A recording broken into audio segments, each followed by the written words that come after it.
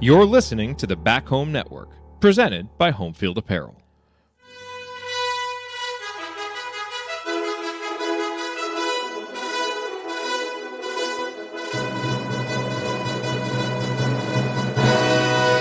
All right, and welcome to this special edition episode of the Assembly Call, brought to you by our friends at Home Field Apparel. I'm your host, Jared Morris, and tonight we have a very special guest with us, or today, depending on when you listen to this. He is my go-to source for NBA draft coverage and in-depth scouting reports on NBA prospects, emphasis on in-depth, because this man writes very in-depth reports on the prospects. He is a senior writer for The Athletic, the host of the Game Theory podcast. Ladies and gentlemen, it is the great Sam Vecenie.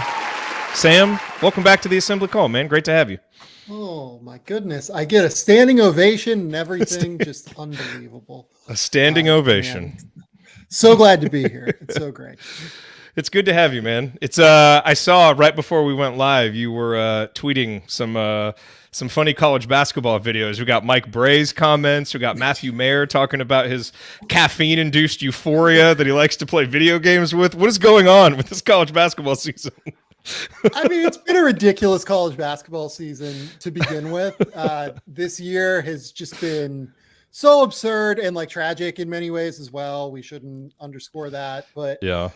Just in terms of everything that has occurred throughout this season, from now Matthew Mayer, drinking Six Monsters and completely like having his body shut down on him because he wanted to play video games in a caffeine-induced euphoria, to Mike Bray going to shut down linebackers. I mean, it's just beautiful. College basketball is a beautiful sport. It is. And it's March, so it just gets more beautiful now. All right. So look, obviously the main topics of conversation with you here are Indiana's two NBA draft prospects, Jalen Hood-Schifino and Trayce Jackson-Davis. And I want to get your in-depth scouting reports on both of those guys.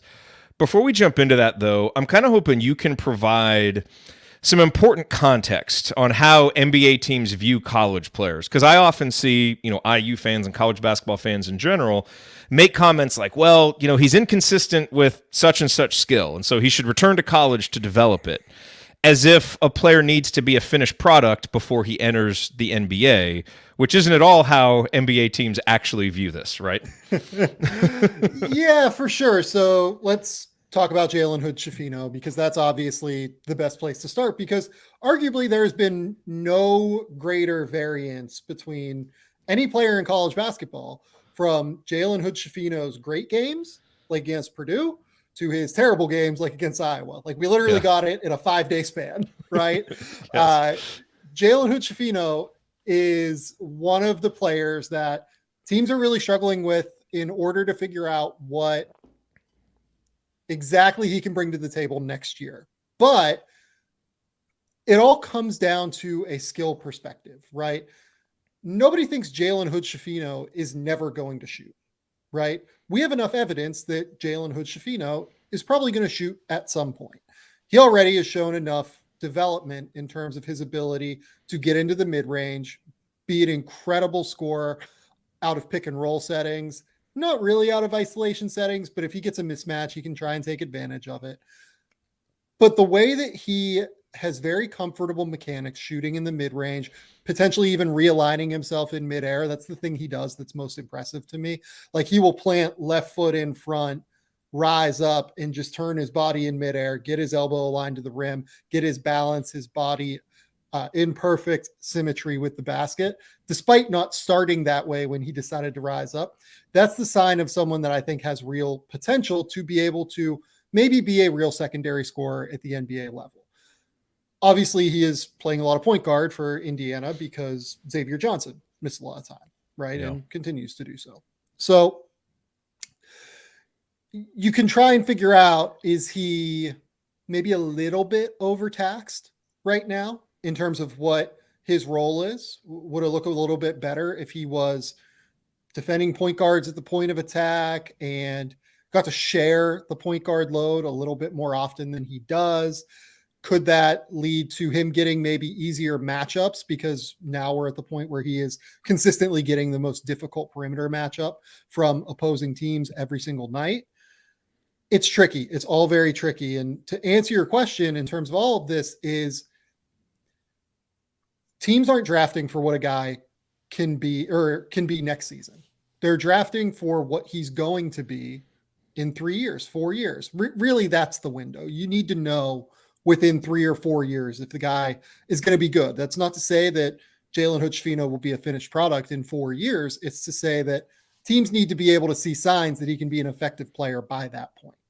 Mm-hmm. And while Jalen Hood-Schifino certainly has flaws, and I'm sure we'll talk about that, from turnovers to shooting from distance, confident shooting from distance, everything like that, he is someone that has shown enough at this point to where I think teams rightfully have a lot of confidence that within the next few years, at the very least, he's going to be an impact player. Where are you slotting him currently in your mock drafts, and where are you kind of feeling that the range is right now, generally with teams you talk to? Yeah, I would say he ends up somewhere in the top 25 at this point. Like, that feels conservative while acknowledging that the pre-draft process gets a little bit crazy sometimes. Mm-hmm. It's not impossible he could go near the end of the lottery, but I would say that somewhere in that first round, likely in the back half of the first round, is where I feel most confident saying it. Now, I'm a little bit higher on him personally. I really do buy the skill set. I have him more toward the upper end of that group, having him at number 16 as I pull it up on my board right now. So okay. I really tend to buy into him because I tend to buy into two-way players who are good on both ends of the court, who show real ball skills, passing skills, potential to shoot it. Those are just the kind of guys that NBA teams really look for, especially when they come in a package of a player who is 6'5" to 6'6" with real physical strength, not necessarily like super explosiveness athletically or anything, but enough of a frame to where he's going to be switchable defensively and be able to be a versatile chess piece for you on both ends of the court. What are the biggest question marks about him that jump off when you watch him? Yeah, so 3 of them I would point to. Let's just start with the shooting right now. He is an inconsistent shooter from distance, I would say. I know that the percentages currently say he's shooting 36% from 3. I don't really love the shot right now from 3. I think he's a great mid-range shooter, and I think there is real upside moving forward. I don't love the shot from 3 right now because I think that his shot prep in terms of his base is a little bit off right now. I think that when he catches throughout his career, the first goal has been to drive. The first goal has been to attack because that's what he's always been. I think that that's really fixable. And I think that he displays good enough touch to where over the next 2 years or so, I would expect him to be a pretty solid 3-point shooter from distance. But that is the easiest one to kind of try and break down. The second one would be the turnovers. He is someone that in general can get a little bit, I don't even want to say questionable, like the decision-making can get a little bit off from time to time. And again, this could come down to a teenager playing point guard in the Big Ten in an exceptionally difficult league, but he does turn the ball over a lot. And in part, it comes on handle concerns, just in terms of the ball getting a little bit away from his body when he gets into traffic. And also being aggressive as a passer, being just really, really aggressive as a passer and throwing the ball around a little bit, right?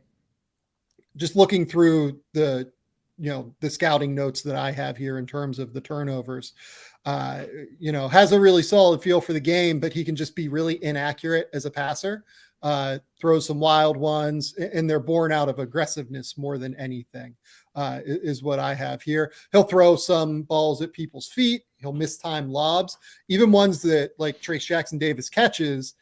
It feels like they're off in terms of timing a lot of the time, right? So he has real vision, and like he can throw left-handed skip passes, right-handed skip passes, live dribble passes at a really high level.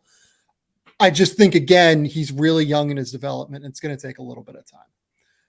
The third thing, and this is the thing that I think is probably least fixable for him long-term, he just does not pressure the basket, really. He is a 2-level scorer as opposed to the 3-level scorer that you often hear talked about, right? He is a guy that has potential to shoot from 3 and certainly is already a real mid-range scorer. But if you look at his rim attempt numbers this season, he just rarely gets there, right? Mhm. Especially in the half court. He's just not really able to get all the way there. He's not all that explosive of an athlete, is really why that ends up happening, in my opinion. You can also chalk this up a bit to, some spacing stuff. Indiana certainly is not a 3-point happy team. Looking at Ken Palm right now, they're 354th in 3-point attempts, 3-point attempt rate this season. So you can say that maybe as he gets into more space, he has a chance to put more pressure on the rim. But I just haven't seen a lot of that this year from him, really. He's a lot happier getting to that push shot, pulling up in the mid-range. I would be surprised if he ends up being a high-level pressure on the rim, pressure on the paint guard. So we got a couple questions from folks in our community that I wanted to ask you. Jeremy wants to know, what part of his game do you think has had the biggest impact on increasing his draft stock? Like, what have you seen from him this year as a freshman that has, made his stock go up? And also, how do you and how do NBA scouts view his development in relation to the IU staff and Mike Woodson? Like, do you think there are things they're doing to put him in a good position, in a bad position? How do you think that's gone generally, just from what you can tell from watching the games? So the thing that I would point to in terms of why his stock has risen throughout the year, and this is a guy, to be honest, that I had as a first round pick coming into the year. So I really quite liked him. And I thought that being like I tend to really like these guys that are 6'5" point guards that show real ball skills, real passing ability, and at least show the semblance of a jump shot and defensive ability, because it's just kind of hard to fail. Those guys, it's hard to fail when you have all those skills. And the thing that has helped him is that he is as well-rounded as he is. Like, it's not necessarily that he is elite at anything, although he's pretty close as an on-ball defender. I think he's a really great on-ball point of attack defender who can really switch 1 through 3 and do a lot of effective things. But it's that versatility. NBA teams, what they try to find around stars in today's league, they want to find the players that will take the least off of the court around them. They take the least skill sets off. So think about Austin Reeves for the Lakers, right? Austin Reeves doesn't have the biggest bag in the world. He's not the best shooter in the world. He's not the best defender in the world, but he does all of those things at a manageable level by NBA standards. And because of that, he is an impactful role player for the Lakers that oftentimes has been their third best player this season. And if you look at the lineup data, when he plays with Anthony Davis and LeBron James, it really helps the Lakers because, again, he doesn't take anything off of the court through his sheer presence. So that's what I really see from Jalen Hood-Schifino as much as anything. I think long-term, he's going to be one of those guys that doesn't take anything off of the court. In terms of the second part of that question with Mike Woodson, I like that Mike has generally just kind of let him rock for the most part after Xavier Johnson went out. Like, he's let him go through the problems, right? Like, he's gone through the roller coaster. There have been ups, there have been downs. I think that giving him that confidence, giving him that real degree of just belief that if I screw up, I'm not coming out. You know what I mean? Like, there are freshmen and there are coaches in the Big Ten, right, where the hook comes quick. And the fact that Mike Woodson has not done that, I think, is really beneficial to his long-term development. Now, I don't really think you can put this at the feet of the coaching staff. You can put this at the feet of the last coaching staff. You can put this in a number of different ways, but this is a team that does not have much space offensively on the court, right? In general, I wish that this team could shoot better. I would be really interested to see Jalen Hood-Schifino surrounded by like real gunners from 3. You know what I mean? Obviously, like, Tamar Bates is shooting 40%. Miller Kopp is shooting 1,000,000,000% from 3. But, like, Race Thompson is not really knocking down shots. Trayce Jackson-Davis is not really a high-level shooter, right? There's always at least 2 guys, it feels like, on the court around Jalen, who himself is not like a real gunner from 3 at this point, that don't space the floor for him. And I would be really interested to see him in that kind of setting.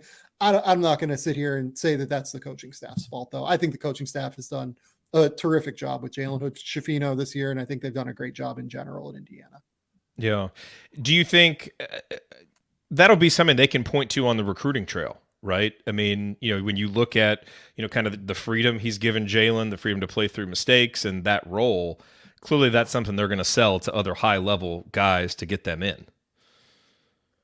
I would think so. Yeah. I mean, this is a great recruiting sales pitch. I mean, this is why coaches tend not to mind when, guys go one and done. Right. Even though they lose them for the year, it tends to be a situation where they can sell that on the recruiting trail. So no, I completely agree with you on that. This is something they will be able to sell. The confidence as well. Like seriously, the fact that they're letting Jalen Hood-Schifino just go and figure it out on the fly for a good team led by a potential first team All-American and Trayce Jackson-Davis. Trayce is obviously the most important player, but Jalen is very clearly number 2. And they're just saying, look, you can go. We're going to give you a chance here to run with this. And while there have been ups and downs, he has been able to run with it. And I think that the coaching staff deserves a lot of credit for that. All right. So let's talk about Trayce. Where are you with him right now? And kind of what is your scouting report in terms of the biggest pluses and minuses with his game as it projects to the NBA? I ride the roller coaster with Trayce as an NBA player. I really do. Like, there are times where I just buy it. Like, I'll just be real with it. Like, I just buy it. I buy that guy being as strong as he is, being as physically as he is, being a great rebounder, having real ball skills, having the ability to pass and make plays, being able to put the ball on the ground in short roll settings, being as impactful as he has been in dribble handoff settings. All of these things are very translatable. I also generally really like the fact that he is a vertical athlete. I think that one thing that gets really underrated with him is he has real pop vertically off the ground.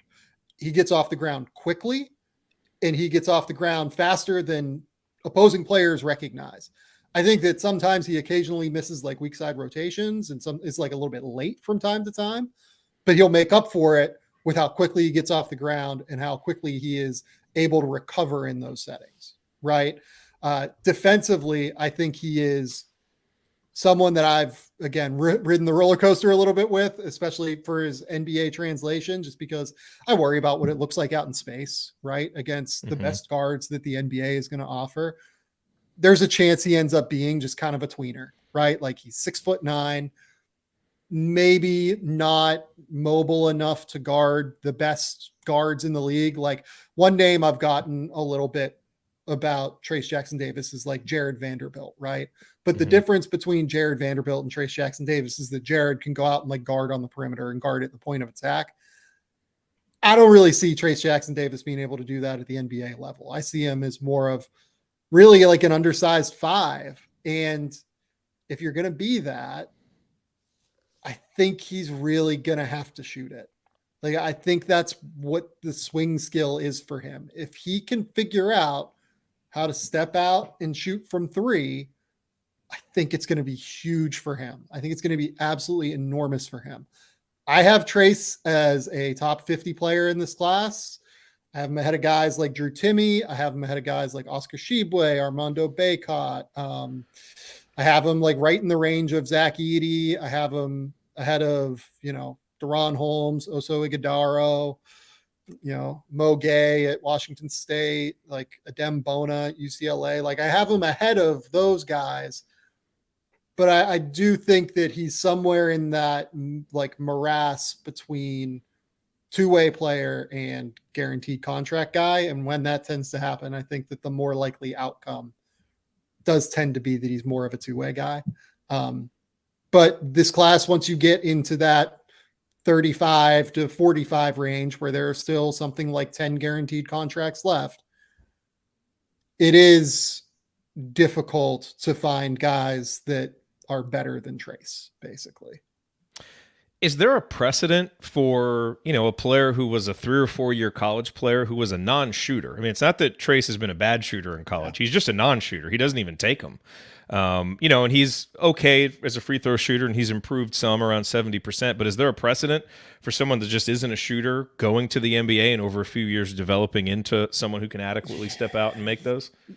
Yeah, like I mean, Brooke Lopez did a couple of years in college and never took threes, but like I don't really have the precedent either as part of the problem. That's Yeah. why I'm riding the roller coaster with Trayce. Like Yeah. I love the game. I love his ability. I love his toughness. I love his strength. Like he is physically just a beast on the block and defensively and rebounds. Like I love a lot of what he brings to the table. It's just that I am really struggling to find the guy that matches this. And if I can't find the guy that matches this, there tends to be a reason for that, unfortunately. And it's again why I feel like Trayce, like whereas like Jalen Hood-Schifino, I will have him as a top 22 guy. I don't see his grade changing. Trayce, I don't know where he's going to fall. Like I said, I keep going back and forth on it, and he's been there for 5 years now, and I just don't even know. Like I don't know where I fall on it because I want to personally buy into it working, but I think like in my heart of hearts, and like maybe my heart says that I want this to work, but my head is like it's saying, there's nobody like this in the NBA. There's nobody that like really fits this archetype. Like why would this be different? Yeah. How would you compare Trayce to guys like Robert Williams and Kevon Looney? Yeah, Robert's just way twitchier. Kevon is actually a name I brought up with people. Kevon is the closest. Kevon is Okay. definitely the closest I've come up with. Okay. Yeah, Rob Williams is just like way twitchier out on the perimeter and way longer as well. He has like a 7'4" wingspan, 7'5" wingspan. Trayce is going to be at like 7 foot, something like that. Yeah. So yeah, it's a little bit. He's definitely different than Rob. Kevon is interesting. Kevon again has like that 7'4" wingspan that really allows him to be like a high level rebounder and just like use his length to kind of impose a little bit on the court. But Trayce has that vertical leap that Kevon doesn't. Kevon also is just like someone that I don't know if you remember him coming out of Milwaukee and then going to UCLA and everything, but like he was like a point forward almost. Like he wasn't this low usage center rebounding everything. Like he was highly skilled and like could run the break and could like grab and go off the glass and could like do a lot of different stuff.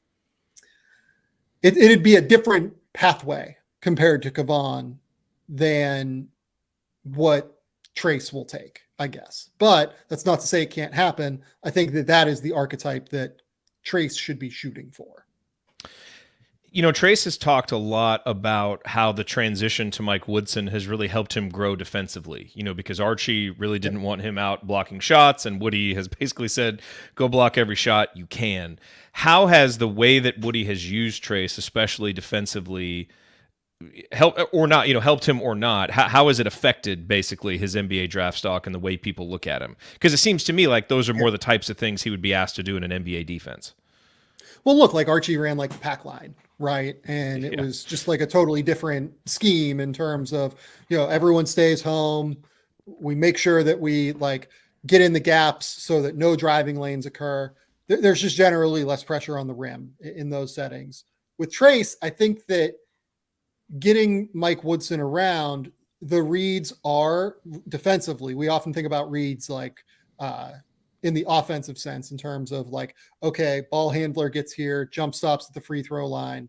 What is the read, right? There are also reads and reactions and rotations that you have to make defensively. And I think that what Indiana does now is generally just much closer to an NBA scheme. They do some different things here and there with Trayce depending on the day. Like a lot of it is drop coverage, but they will occasionally play a little bit flatter at ball screen levels. Like they will try and do different things with him as a weak side rotational rim presence. So all of that has been much more helpful. The ability to see him in versatile defensive schemes, I think, has been helpful. But again, these guys that play like primarily drop coverage in the NBA, they tend to be your like monsters that are like 7 foot, 7'1", can really completely swallow up the entire lane for some of the fastest and biggest guys that you'll find, because when those driving lanes in the NBA open up and get wider, because the geometry of the court is just very different in the NBA. It's,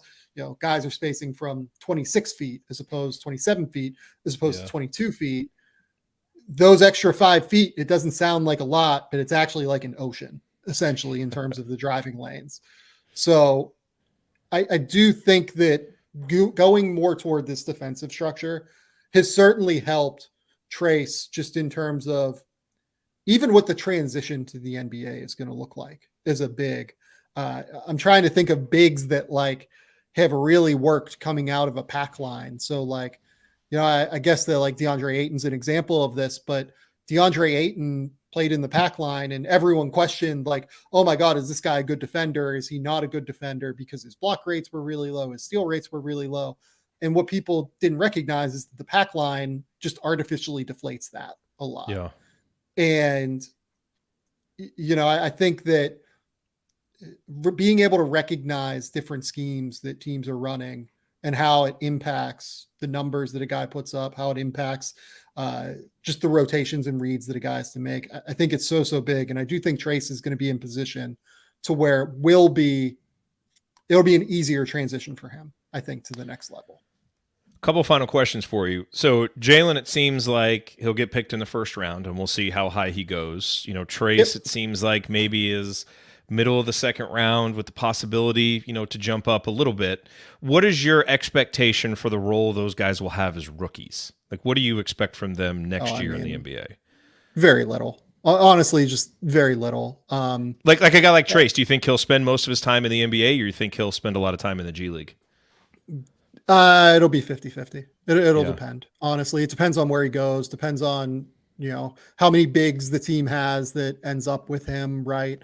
I think Jalen will probably play a little bit more in the NBA next year. Not to say that he'll be more ready necessarily, but again, it just depends on, do these guys go to contenders? Do these guys go to, teams that are more rebuilding, for instance, like, San Antonio right now is playing Malachi Branham and Blake Wesley, even though, Blake Wesley doesn't look ready to play in the NBA right now, but he has the minutes open because, their roster situation says that the minutes are open and they need somebody to fill them. Right. So they both could go either way in terms of real role. And I don't know that I could really even, it just depends on who's going to take them. No, it's a good point. It's totally dependent on who takes them and what that role would be. All right. Well, I know that you want to go celebrate Ohio State's big victory, 2 wins in a row for the Buckeyes. Last question. Guys, that's two. It's two. That's two. Getting hot for the Big Ten tournament. The next one's a winning streak. My last question for you: is there anybody else on Indiana's current roster that is interesting to you? Oh, that's a great question. Man, I mean, Malik Renault's the easy answer, right?